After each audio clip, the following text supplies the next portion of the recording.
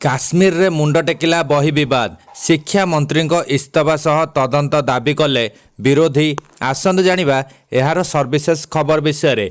जम्मू काश्मीर रो सरकारी स्कूल पाठागार गुड़िकरे बंटा जाउथबा एक बही रे दंडित आतंकवादी और विच्छिन्नवादी नेता माननकु प्रशंसा करा जाई महान व्यक्तित्व तथा देशर रोल मॉडल भाबे चित्रित करा घटना को नहीं एवं राजनैतिक झड़ सृष्टि होईची।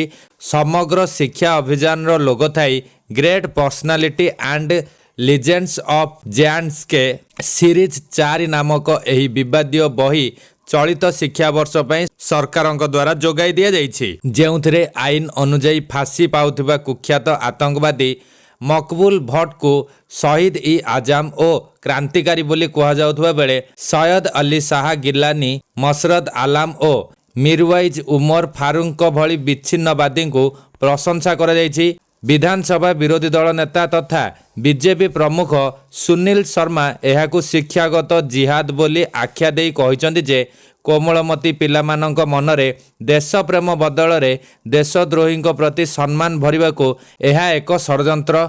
एथिपाई से शिक्षा मंत्री ओमार अब्दुल्लांकर सरकार को दायी करने सह तुरंत शिक्षा मंत्री सकीना इतुंको पदरु हटाइबा एवं बही चयन करिथिबा कमिटी सदस्यों को गिरफ्त करने को दाबी करिसंती।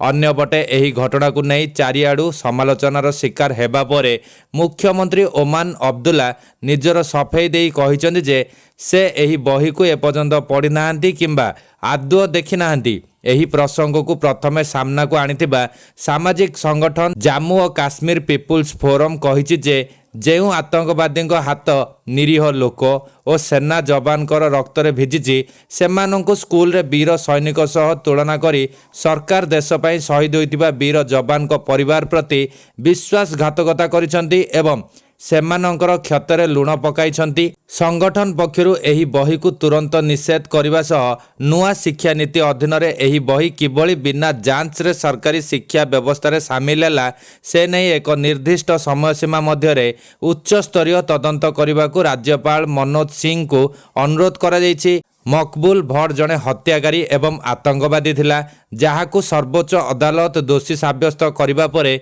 1984 फेब्रुआरी 11 रे तिहार जेल रे फांसी दिया जायतिला।